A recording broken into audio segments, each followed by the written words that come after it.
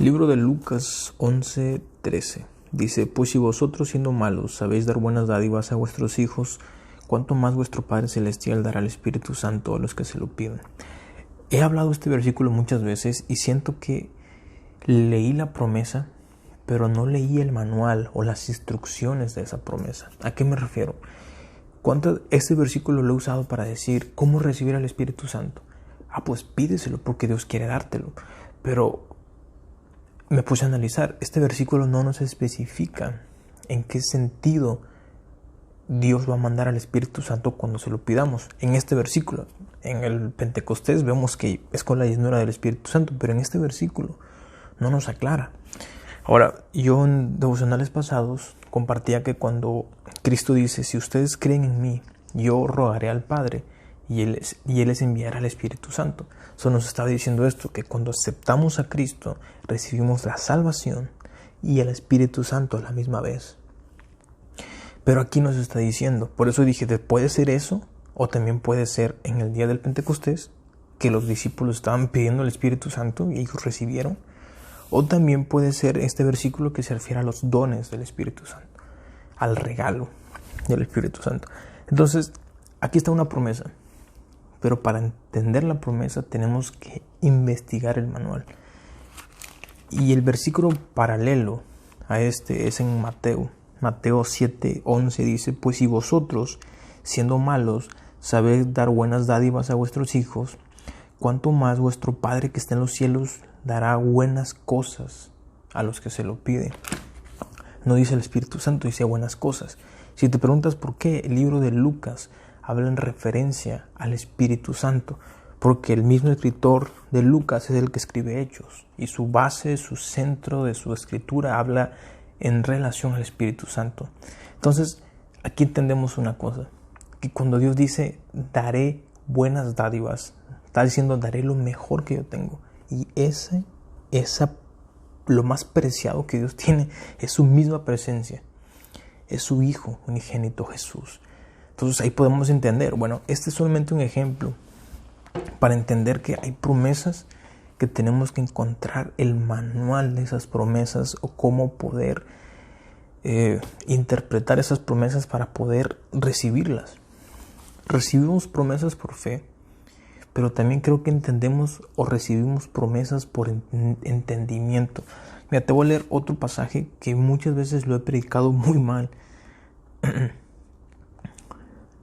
Mateo 6:25 dice: Por tanto os digo, no os afanéis por vuestra vida, qué habéis de comer o qué habéis de beber, ni por vuestro cuerpo, por qué habéis de vestir.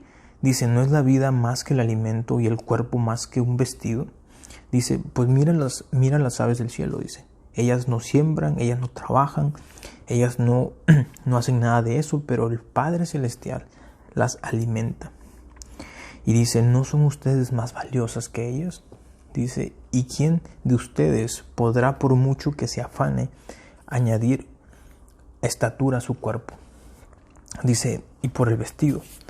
Bueno, prácticamente aquí te habla de cosas que pasamos en la vida, pero aquí dice Dios: ¿no son acaso ustedes más importantes que las aves que Dios alimenta? Entonces yo me hice esta pregunta, entonces, pues ¿por qué hay gente que tiene hambre? ¿No? Porque hay gente que está pasando por falta de agua, falta de luz, falta de comida. Pues ¿no acaso somos más valiosas que las aves? ¿Y por qué Dios no nos alimenta? Bueno, es que lo que pasa es que aquí está dando una promesa, pero la instrucción no se encuentra en ese mismo versículo, sino que se encuentra más abajo. Hasta llegar al versículo 33, dice: mas buscad primeramente el reino de Dios, el famoso versículo. El reino de Dios y su justicia, y todas estas cosas os serán añadidas. Ahora, yo siempre he dicho, y lo he dicho mal, yo le he dicho a amigos: mira, es que si tú buscas a Dios, te encargas de la obra de Dios, Dios se va a encargar de toda tu vida. Y aquí no te dice eso, aquí te está diciendo estas cosas que te acabo de mencionar: el alimento, el vestido, tu cuerpo, Y bueno, también hay otra más. El versículo 32 dice, porque los gentiles buscan todas estas cosas, pero vuestro Padre sabe que tenéis necesidad de todas estas cosas. Eso también dice tus necesidades. Dice, si buscas primeramente el reino de Dios y su justicia. Aquí está la instrucción de la promesa. La cosa es esto. ¿Estamos entendiendo la instrucción? La instrucción es la siguiente. Busca primeramente el reino de Dios. Te hago una pregunta. ¿Qué es el reino de Dios? Y luego dice, ¿y su justicia? Otra pregunta, ¿qué es la justicia de Dios? Porque si no logramos interpretar la instrucción, mucho menos vamos a poder recibir la promesa.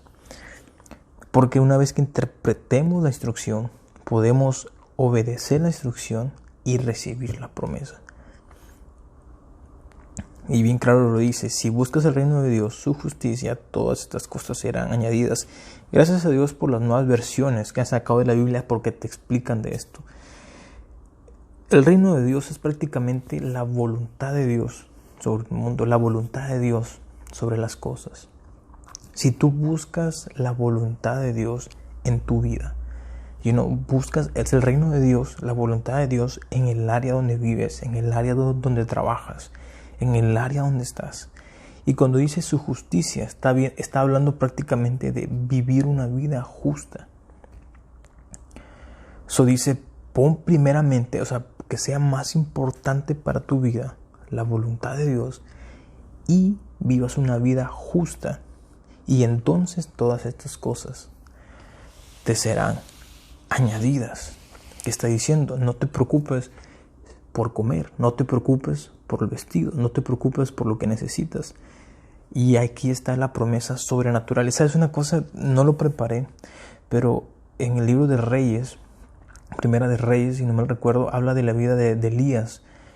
Elías ora para que caiga fuego del cielo. Cae fuego del cielo, algo impresionante. La gente se convierte otra vez a Dios. Dice, wow, Dios sí realmente existe, Dios está vivo.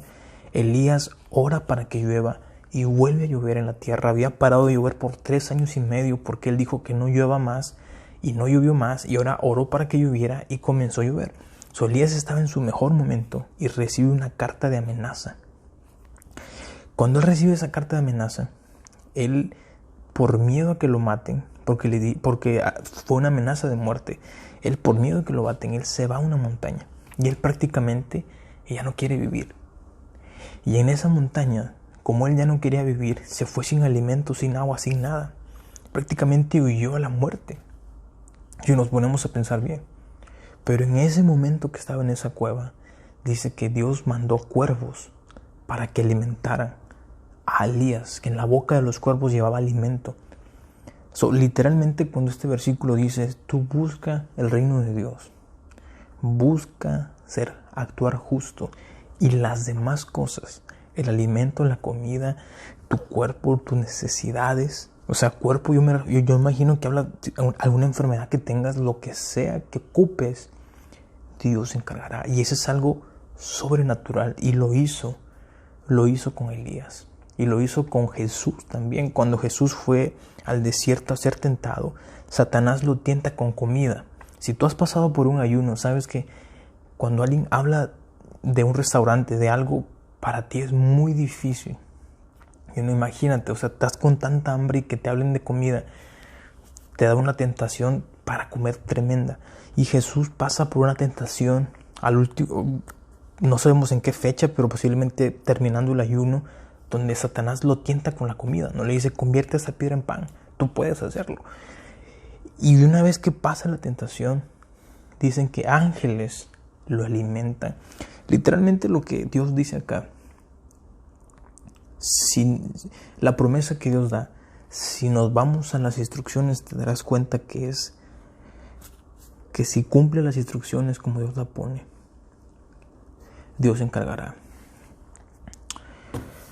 de cumplir su promesa. Pero sabes, ¿cómo te digo? Me he dado cuenta que la Biblia es un libro que se estudia, pero también se lee con gracia.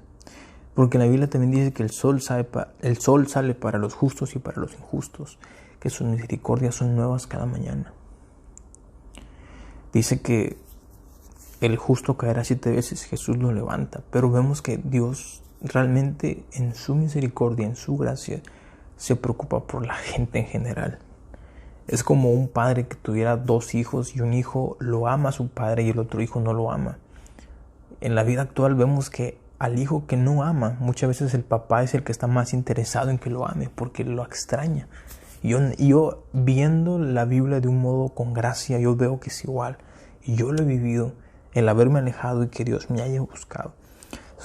Puedo leer la Biblia de un modo